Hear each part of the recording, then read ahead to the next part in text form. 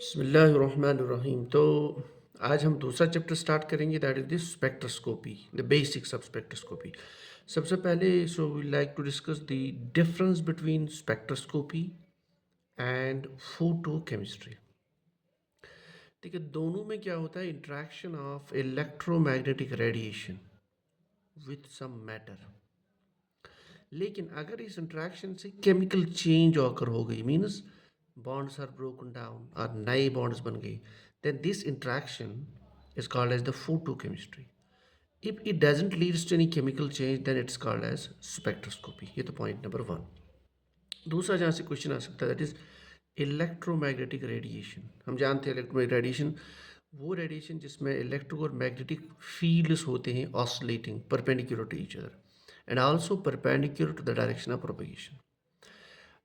उसके बाद जो प्रॉपर्टीज़ ऑफ इलेक्ट्रोमैग्नेटिक रेडिएशन है वो आप खुद देख सकते हैं। उसके बाद इंपॉर्टेंट है, that is the electromagnetic spectrum.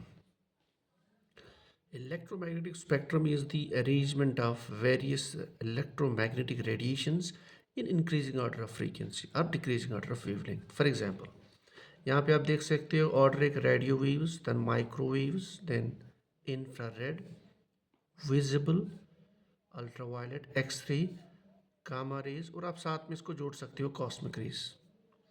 So this is order, increasing order of the frequency. Means जब आप कहोगे फ्रीक्वेंसी, तो we know frequency is related to energy by this relation, Planck's constant multiply frequency. तो frequency means energy, ठीक। So this is increasing order of energy and we know that frequency is inverse related to the wavelength. तो आप इसका order ऐसे लिख सकते, this is for the wavelength. So increasing order of frequency और decreasing order of wavelengths, this arrangement is called as electromagnetic spectrum. फिर 1 wavelength that is equal to wave number, जिसका unit है सेंटीमीटर इनवर्स। इसमें भी कभी कभार question आता है।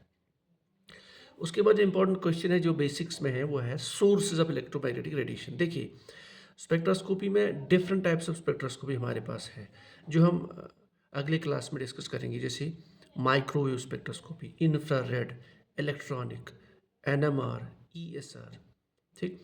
तो हर स्पेक्ट्रोस्कोपी में हमारे पास एक रेडिएशन चाहिए, डिफरेंट टाइप ऑफ रेडिएशंस। तो for that we need the source of radiation. एक तो जो रेडिएशन सन से आती है, दूसरा हम ये जनरेट करते हैं लैब में by the sources. So what are the sources of radiation. यहाँ से जो नॉर्मली क्वेश्चन आ सकता है उसमें ज़्यादा इंपॉर्टेंट है अल्ट्रावायलेट और विजिबल स्पेक्ट्रोस्कोपी में, what is the source of radiation.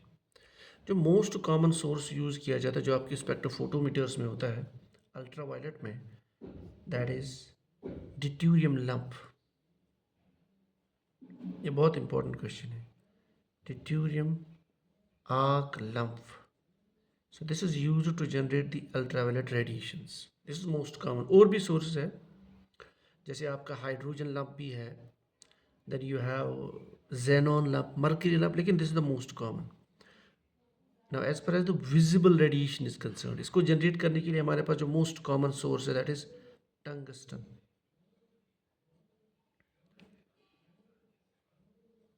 तो ये इंपॉर्टेंट क्वेश्चन ये आ सकता है। अच्छा, लाइकली आप इसमें यहाँ पुट कर सकते हैं हैलोजन लंप भी, लेकिन मोस्ट कॉमन है tungsten. If you move to IR spectroscopy या आईआर रेडिएशन, इसको जनरेट कैसे करेंगे, source of IR radiation that is Nernst glower, Nernst glower. इस तरह से इनकैंडेसेंट लंप भी होता है, that also you can use for generating IR radiations. And अगर माइक्रोवेव की आप बात करते हैं, सोर्स फॉर माइक्रोवेव्स, तो you can put the Gunn diode.